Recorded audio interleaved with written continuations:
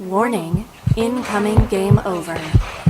Warning, incoming game over. What is up? What is up? What is up? Welcome back to Game Over Edmonton. It's your boy, Avry Lewis-McDougall, here in the host chair. And well, that didn't go to plan, now did it? That certainly did not go to plan as the Edmonton Oilers fall to the New Jersey Devils 3-2. Another 3-2 game. Another one for the Oilers in a frustrating game in which Edmonton looked good. There we go. Sorry guys, to change the mic for a second there. In a game in which Edmonton had a lot of shots on net against New Jersey in the third period, but couldn't hang on to a 2-1 lead in a game in which New Jersey got ways to get shots on net, beat Stuart Skinner, and outside of the top guns, outside of Draisaitl, outside of Bouchard, outside McDavid, the points just didn't come, and Edmonton now falls to being 7 points behind the Vegas Golden Knights for a top spot in the Pacific Division. And as we said before on Game Over Edmonton, Edmonton wants to keep pace, wants to keep up with the Vegas Golden Knights in that division. And once again, they failed to do so. Once again, they struggled to do that. In a game in which Stuart Skinner did make some big saves, but in the third period, Stu struggled when it came to fighting through the screens, a thing in which Edmonton had to contend with. But you know what? Before we go deeper into that, before we dig deeper, we got to talk to you about our friends at Hyperdrive Hockey. You love them. I love them. It's a fun show. And you know what?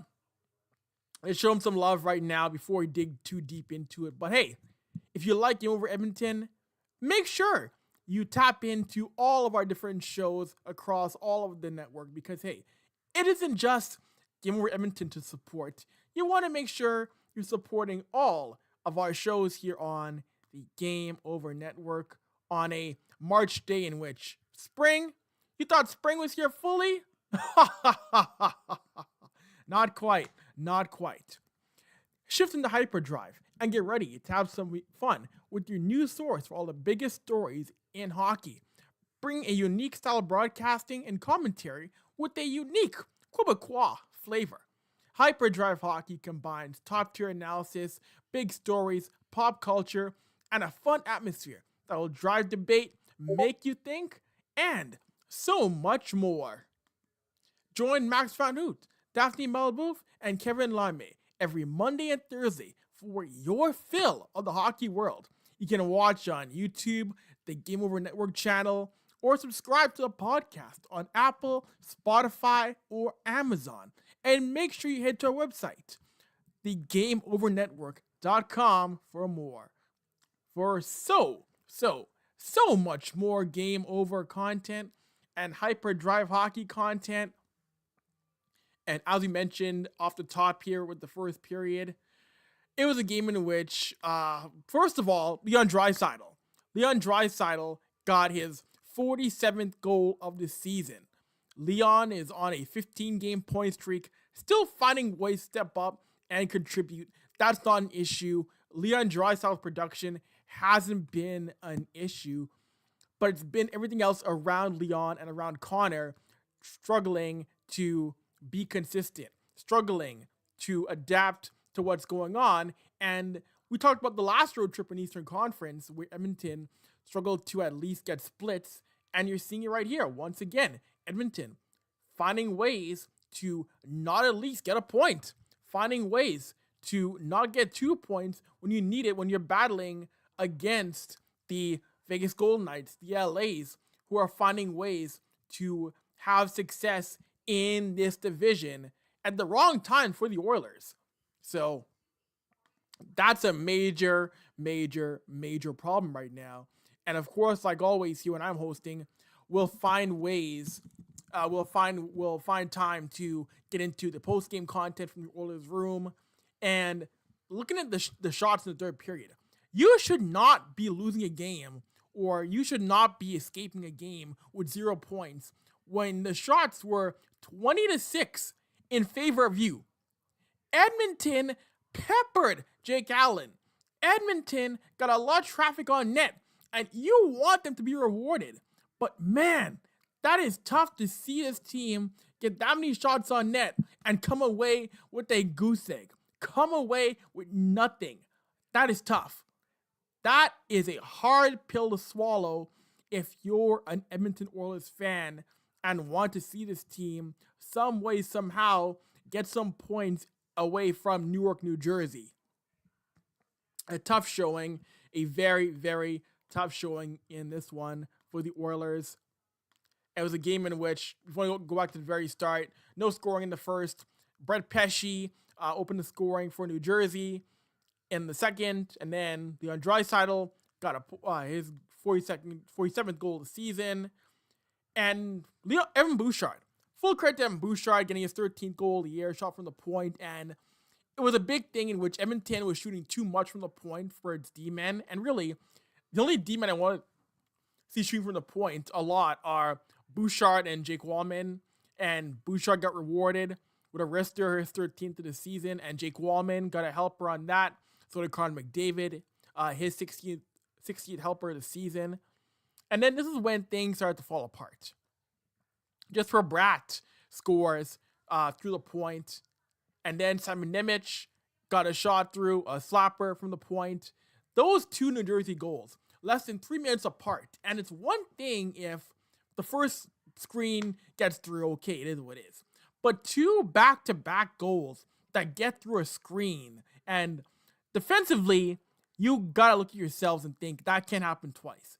That cannot happen twice in a span of 5 minutes.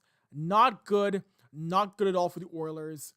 And again, here's another game that was winnable on this road trip. You should have found a way to get done, and you walk away with 0. That bites. That's gotta burn you if you're in an orange, blue, and white jersey. And just the consistency wasn't there. And we'll get into that in the second period because, yes, you want Stu to be better late. You want Stuart Skinner to be better late in that game.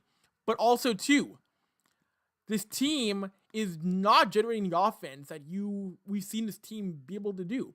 They're not generating the chances that are going in that we know this team is capable of doing, which to me is a major concern.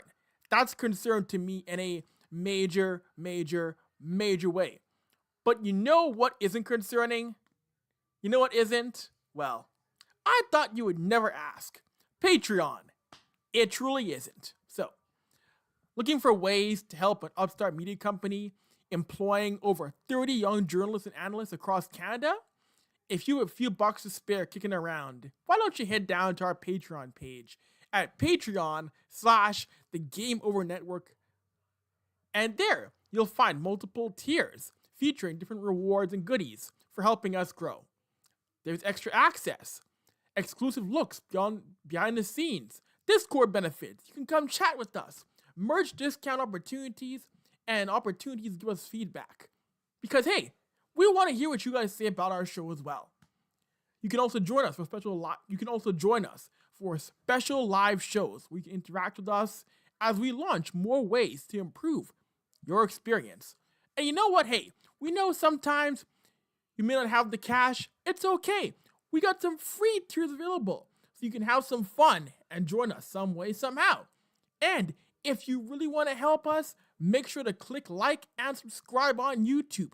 Rate us 5 stars on your favorite podcast app and share our work with your social media platforms of choice. So that's patreon.com/The Game Over Network for some tantalizing goodies, y'all. Second period time on game. Oh, sorry, gang. Our camera. Oh, 1 second here. Technical issues. Oh boy, isn't that fun? Give us 1 second here.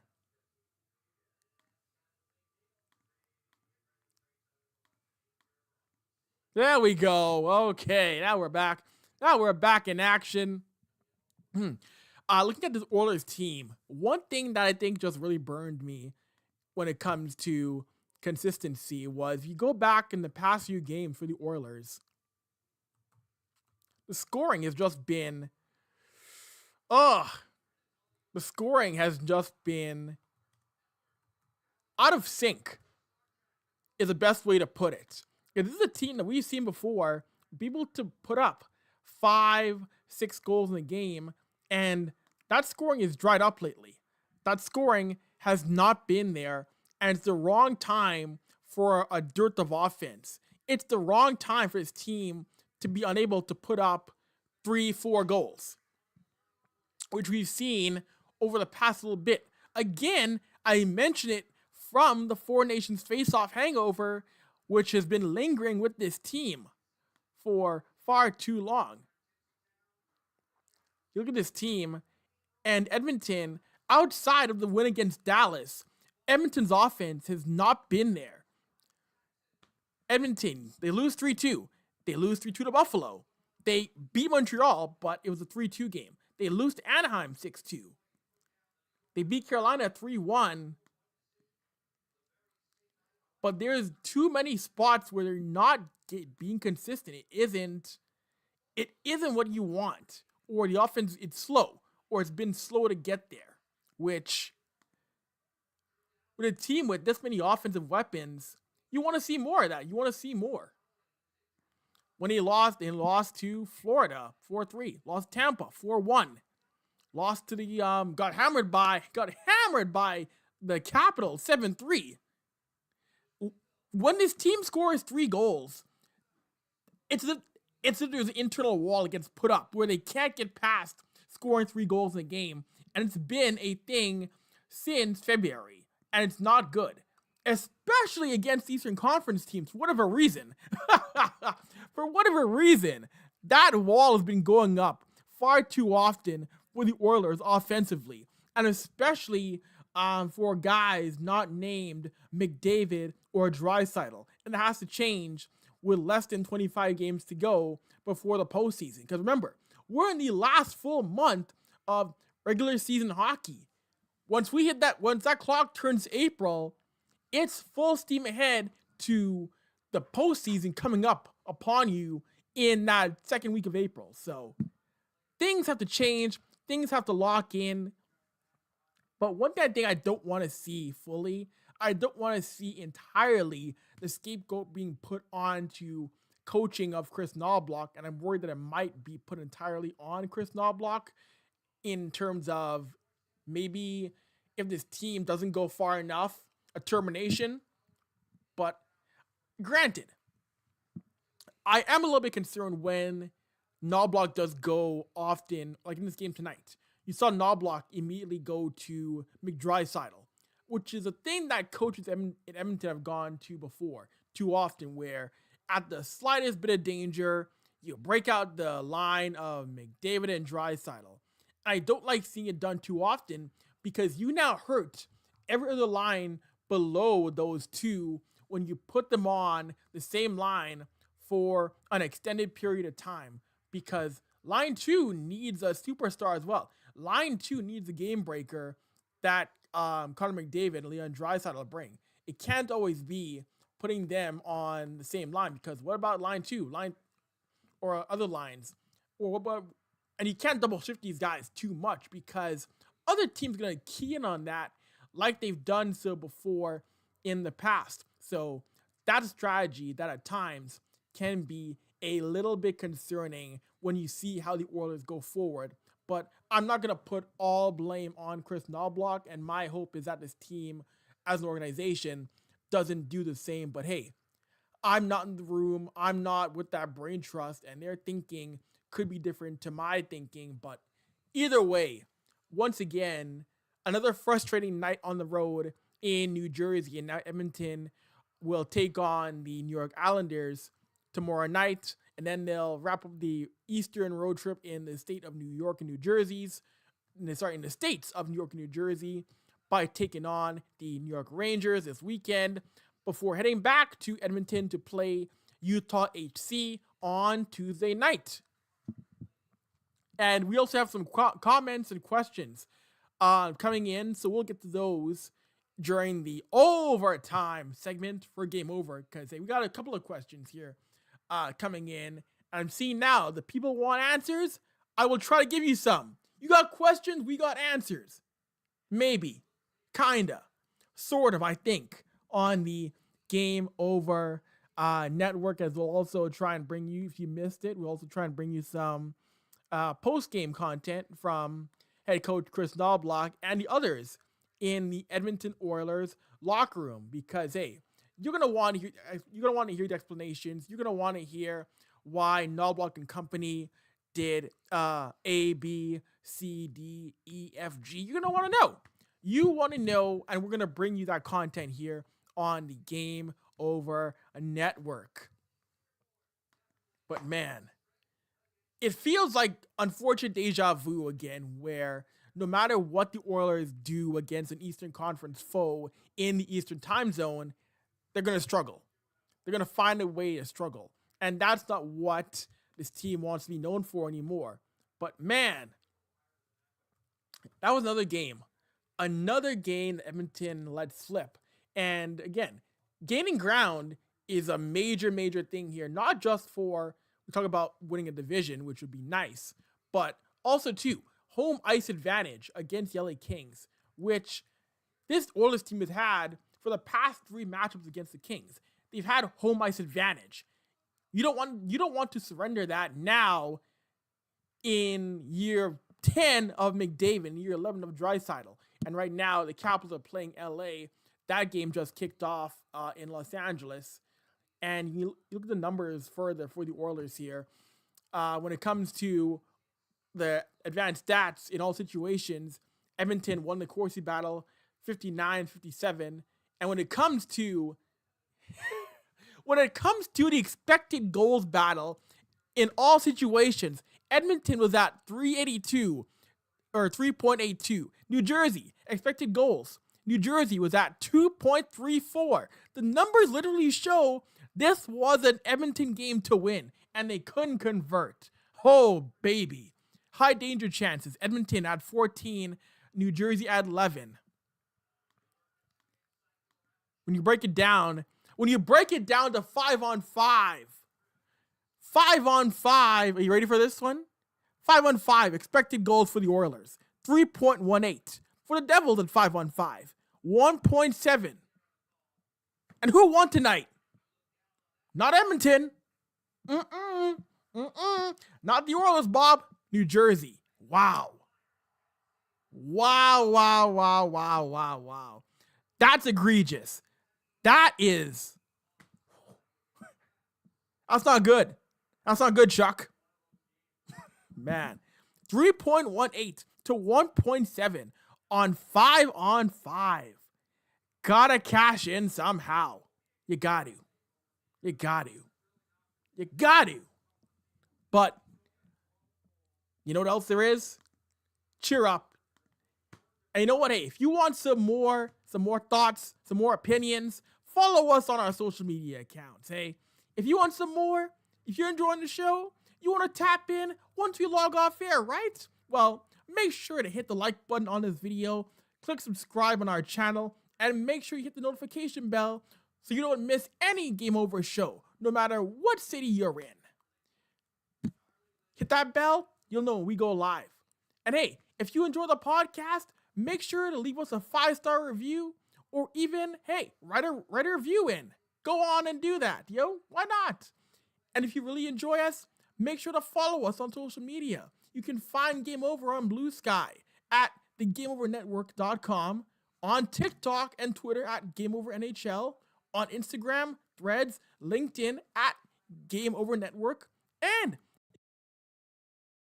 on Twitter at Avry, AVRY, Instagram, Avry Sports, AVRY Sports. Those are my platforms of choice mainly.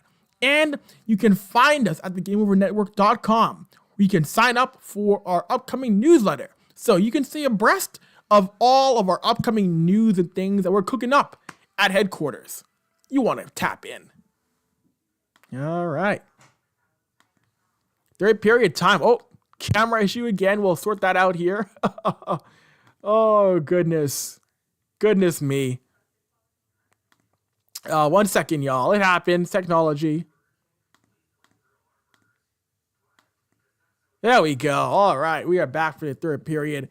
And I believe we now have the audio for Chris Knobloch and others post-game. So we'll take you there in 1 second because you want to tap in and get some more thoughts. You want to absorb what this team was thinking after another tough loss.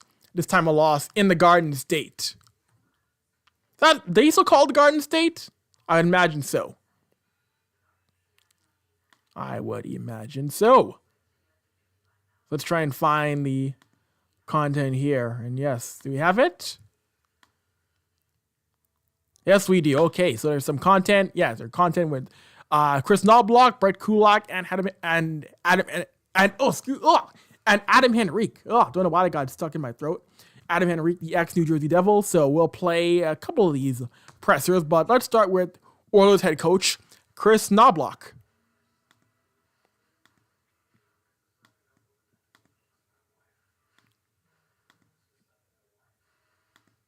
Chris, your group held.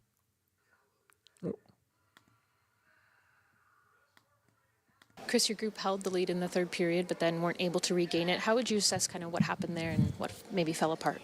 It was nice to see that we came out well in the third period and had some chances. We got the goal against Bouchard with nice shots, Hyman in front. And then I guess the turning point in the third period is we have an offensive zone face-off, and we play for a little bit, but we turn the puck over in the neutral zone against their top line that's been loaded up, and that turnover leads us to play defensive in the defensive zone, and it's our fourth line against their top line, and we turn the puck over, which they capitalize on it, which something that just absolutely can't happen, especially with a 2-1 lead. Something you obviously talked about last game and before the game. Do you kind of feel like a bit of a broken record a little bit? Yeah, no, it's disheartening that happened the way it did. I thought our guys put in a really good effort. In the first 40 minutes, either way, I think it was pretty an even game back and forth. In the third period, I thought we really pushed hard, had a lot of good scoring chances. We did get one goal. I think obviously our top line, they controlled most of the play when they were on the ice. The Henrique, Arvidsson, Skinner line in the third period, they were together. I thought they had some good opportunities, but it's just unfortunate that the turning point when we're up 2-1 that we make that kind of mistake. Chris, what made you want to load up your top line tonight after they scored that goal? Obviously that's something we've gone to quite a bit. We haven't been getting offense from other guys. And just when those guys are together, you control the offensive zone face-offs. When you put them out there, they are out for the defensive zone. They can much easier for them and them feeding off each other, playing. You need a goal. Most likely they can give us one. So, and then the other guys can just. I've noticed that there's other guys on our team that, as nice as it is to play with a McDavid and Draisaitl, they get away from their game and they don't, they're a little bit reluctant to do what has made them successful. They just defer. When they're away from them, playing with other guys, their game is a lot simpler, a lot more direct, and a lot more efficient. So, we saw that in the third period with some of the guys, created scoring chances, played a lot better than they had previously. So, something obviously I'll have to make note of in the future. You mentioned the push the Henrique line had there in the third. Did you feel like you got enough behind the top line in terms of offensive chances creating once you put the top line together? Well, in the third period, I thought everyone contributed a little bit more. Early in the game, probably not. There probably wasn't enough there. But, I just remember in the third period that Henrik's line, having some scrambles around the net, had a couple shots. I remember Skinner coming on down there off the rush, had a good shot there.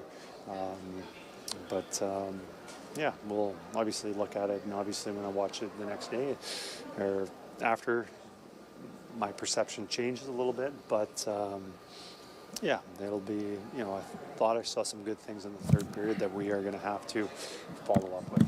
Chris, it's 5 wins in the last 15 games. It seems like every time there's a little bit of a kind of forward positive momentum, maybe a step or two back. How do you assess that when you? I guess a little bit of everything.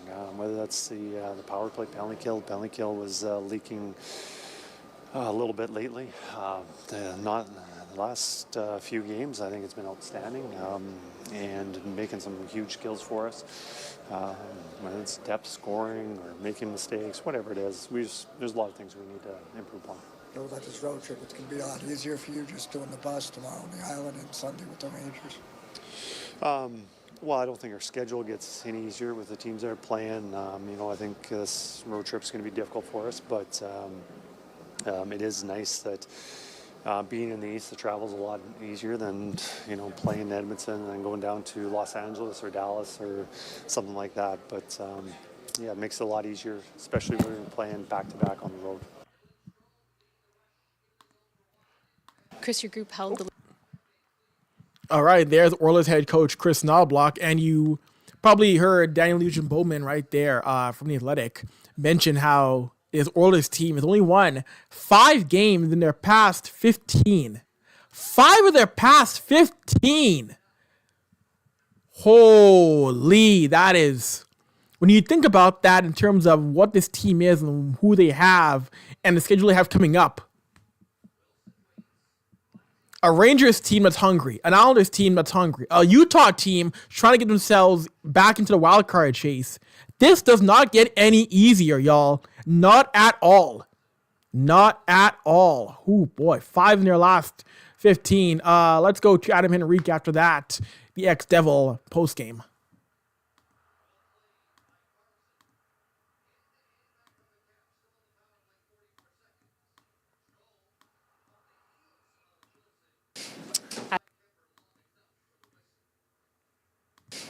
Adam, you guys held the lead in the third period. Where did you feel like things kind of fell apart there? Yeah, they get those two at the net that find a way in. So, I thought we did a good job with the pushback, but we couldn't find a way to get that next one, even when we were up.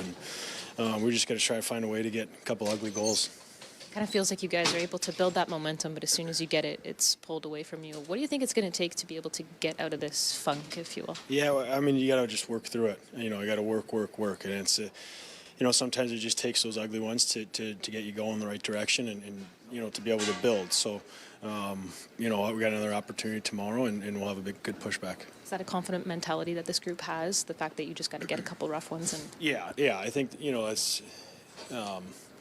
the big guys they're scoring all the time. And I think for us, it's for our liner down, the depth to try and find some ugly goals to be momentum boosters. And when it's trying to find that next one to you get the 1-goal lead, you want to get the 2-goal lead and kind of go from there and start to put the games out of reach. But we just got to find a way to get that next one.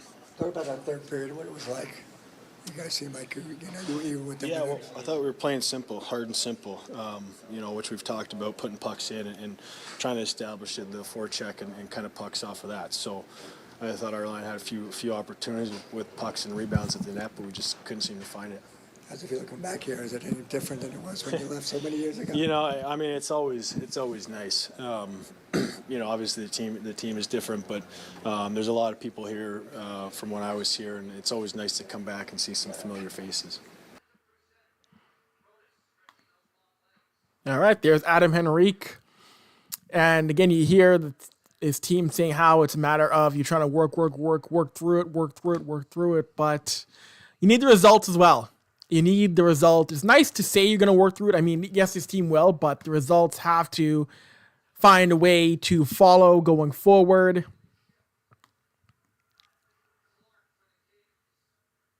The results have to come. And All right, 1 second, gang. But you know what also is fun to follow? You know what also is great to follow? You know what is fun to reward yourself with after a Oilers game? Some Game Over merchandise. Oh, and once again, the camera. Oh, there we go. You can see the merchandise, but you can't see me. I got a... Oh. Whoopsie. Uh-oh.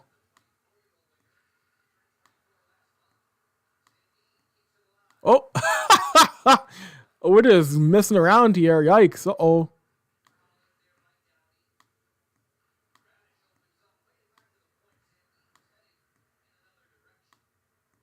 Oh, there we go. Oh. Having some technical difficulties here on Game Over Edmonton. Our apologies. It is what it is. It's been a very strange night. We tried to sort some things out here.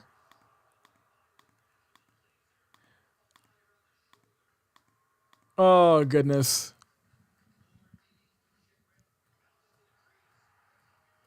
You know what? There we go. Okay, we're just gonna go with this right now. You can hear me talk about our merchandise. So, without further ado, let's get to it. What better way? Oh my goodness. What better way to support something that you love than by repping it on yourself? Game Over's apparel line has dropped with 3 unique designs. Whether you want to feel the nostalgic pull of our retro scare design, want to make a statement with our established design, want to wear what you love proudly want to wear your love for goalies proudly with our live and die by the goalie design, or if you just need another coffee or a tea and a toque to get you through the winter, we got you covered. Designed by Brady Chalice from Game Over Winnipeg. Use the QR code on stream now and take a look through our apparel store and help us rebuild local sports media in Canada while repping your community. I know you want to get a bandana, a hat, a toque, a shirt, because you want to show your love for Game Over. All right, overtime, y'all. And one more time, we'll fix the camera here. There we go. All right, overtime. Your questions, your comments, let them fly. Let us talk. Can we talk? All right, so couple of comments here. First up, we got my colleague here from the Hockey News. The Hockey News, Edmonton's co-site editor, Finn Markel. Finn asked me, where are the goals, Avry? I was promised goals. Yes, Finn, we all were. We were all promised goals here this year, and it's been frustrating to see, nonetheless, to see so many guys on scoring droughts. Guys haven't scored in the past 4 or 5 games. Guys have not scored in the past 6 games. And I, again, want to see more trust being given to Jeff Skinner. I want to see more trust being given to... But it's tough because where's Ryan Nugent-Hopkins been? Nuge, again. We talked on his struggles, and Nuge just hasn't been consistent. And he's that guy who gets a lot of time in the top 6 and just hasn't brought enough this season. Nuge this year has only 39 points, 16 goals, 23 assists. You want more from him. Last year, he had a 67-point campaign, and he's dropped off badly. You want more from Zach Hyman, who only has 22 goals after a 54-goal campaign. And yes, we knew that Hyman probably wasn't going to be a 50-goal guy again, but you would have liked to see Zach get back to, say, a 30-goal, 35-goal pace this year. So there are guys who have been struggling to stay consistent, and you're seeing, I mentioned earlier how this team just hits a wall at the 3-goal barrier. You need more games where you're getting more than 3 goals a game or 2 goals a game. You need that badly. And one more question here from our another Game Over person, from Ash. Ash had a question here. What do the Oilers do about their offense? if I knew I'd be on the coaching staff, but again, I do think it's time to take Nuge off of that top 6. I don't think Nuge right now is worthy right now or deserving of being a top 6 forward. Maybe you try and, I really want to see what more you have of Matt Savoy. I would have kept him up here at the big club. I want to see what Noah Phillip can do. I want to see what Phillip can do more, because right now, what you're getting out of your top 6 isn't enough. We'll see what Trent Frederick brings when he's healthy again, but you're trying to squeeze juice out of this roster, and you're not getting much right now out of Bouchard, out of guys beyond McDavid, Draisaitl, or Bouchard. It's tough to see. And I just want to see more trust put into Jeff Skinner again. I want to see more trust being put into Skinner to jumpstart the offense. More ice time, more time in the top 6. Because I do think if you trust him, he'll give you something more to work with. So we'll see. We will see. But anyways, with that being said, this show is over. I'm Avery. I'll be back tomorrow night after the Oilers take on the Islanders in Long Island. Sorry, not Long Island. Is it Queens? Queens, sorry. Is it, either way, in New York. Sorry. An Islander fan will correct me. By Belmont. Yes, Belmont they play in. So, they'll correct me. Anyways, we're out of here. We'll talk to you all again tomorrow night. Make sure to like, subscribe, and comment on the Game Over Network channel and all of our channels for all 7 shows. And Hyperdrive Hockey. Anyways, till tomorrow night, we're out of here. Peace. And where is he? Sorry, I think the outro was missing. Sorry, we'll have it for tomorrow. Later. Peace out.